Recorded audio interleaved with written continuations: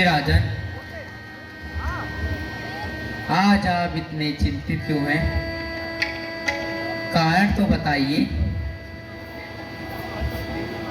मंत्री जी, शास्त्रों में कहा गया है अपुत्र से शून्य ग्रह। अब मेरी चौथी अवस्था आ गई है, परंतु अभी तक मेरी कोई संतान नहीं है। इस राज्य का कारभार मैं किसके सहारे सौंपूंगा? कैसे वानप्रस्थ आश्रम ग्रहण करूंगा? बस यही चिंता मुझे सताती है। महाराज, धैर्य धारण कीजिए। आप तो प्रतापी नरेश हैं, फिर शोक कैसा? महाराज, मेरी मन बुद्धि के अनुसार अपने कुल गुरु पूज्य महर्षि वशिष्ठ जी को आमंत्रित कर संतानों की प्राप्ति हेतु विचार विमर्श करना अति उत्तम होगा। यह तो अति उत्तम विचार है। आप शीघ्र ही मुनि वशिष्ठ जी को बुला लाइए। जो आज्ञा महाराज।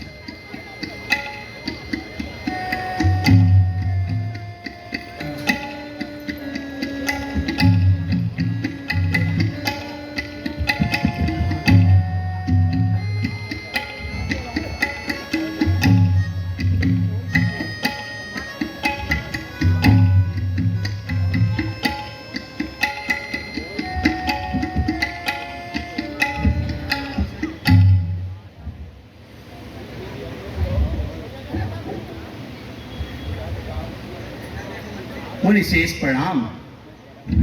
आयुष्मान भव, लोक लोक में कल्याण होगा। आपका जय हो। राजन, किस वक्त लिए आपने आज मुझे बुलाया है और आपके मुख पर इतनी उदासी क्यों छाई हुई है? कारण क्या है?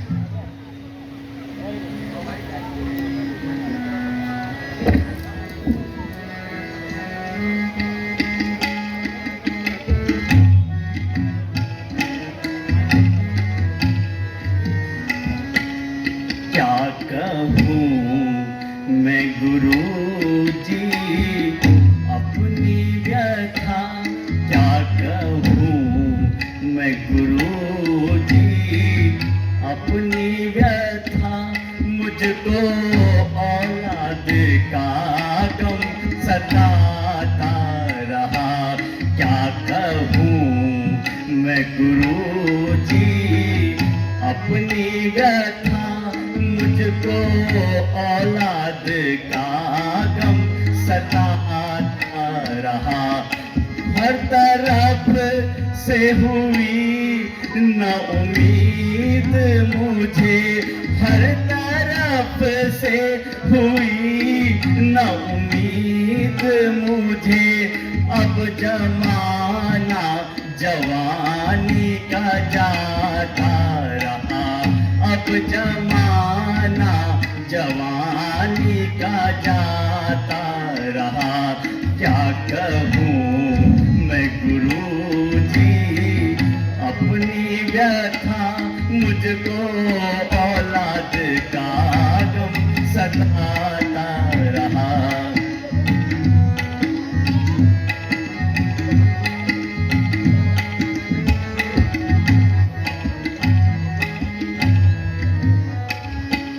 जो जवानी थी ढल ढल के जाने लगी, जो जवानी थी ढल ढल के जाने लगी। अब अवस्था बुढ़ापे की आने लगी, अब अवस्था बुढ़ापे की आने लगी। यदि हो जाता मेरे एक पुत्र, यदि हो जाता मेरे एक पुत्र, तो उजड़ता नहीं मेरा आबाद घर, तो उजड़ता नहीं मेरा कर क्या कहूँ मैं गुरु जी अपनी व्यथा, मुझको औलाद का गम सताता रहा। हे मुनि श्रेष्ठ, अब मेरी चौथी अवस्था आ चुकी है, परंतु अभी तक कोई संतान नहीं है। बस मुनि श्रेष्ठ, मुझे यही चिंता सताए जाती है। मैं कैसे वानप्रस्थ आश्रम ग्रहण करूंगा। बस तब राजा, हे राजन, आप बड़े पराक्रमी और यशवंत और ज्ञानवान, इतना होते हुए भी आप ऐसी मूर्छा अपने सिर पर लाए हुए हैं, ये बहुत बड़ी चिंता है मुझे।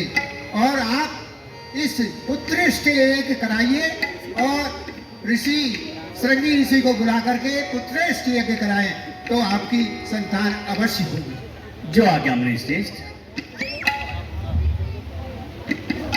मंत्री जी, आप यज्ञ की तैयारी कीजिए।